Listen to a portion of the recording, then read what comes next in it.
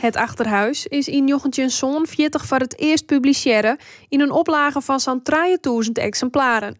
In de rin van de jaren wordt het boek tientallen miljoenen keren verkocht in meer dan 70 talen. Maar de eerste druk van het oorlogsdagboek is een zeldzaam collectors item en een soort geldwaardig. De filiaalleider van de kringloopwinkel zet het boek op marktplaats en dan begint het erin. We hanteren als regel dat we altijd onder de prijs gaan zitten van het goedkoopste artikel wat we vinden kunnen. Nou, dat weer rond de €200.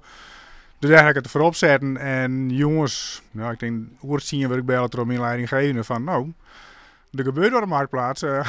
Zie maar eens wat er gebeurt. Nou, daar schrok ik wel van. Toen zie je er op €2000. Ja, en dat vind ik wel bedragen van een boek. Dus daar word ik wel wat zenuwachtig van. Het boek gaat uiteindelijk dus voort voor rond €3500. Het geld gaat naar de stichting van de kringloopwinkel.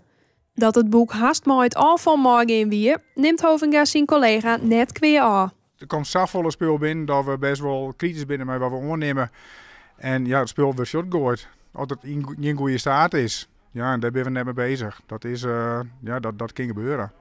Ja. En deze week al even een keer extra in de papiercontainers, jongen? Ja, je bent wel iets alerter op dit soort oude boeken inderdaad. Maar we gaan again, dit wil net weer het zien kwam.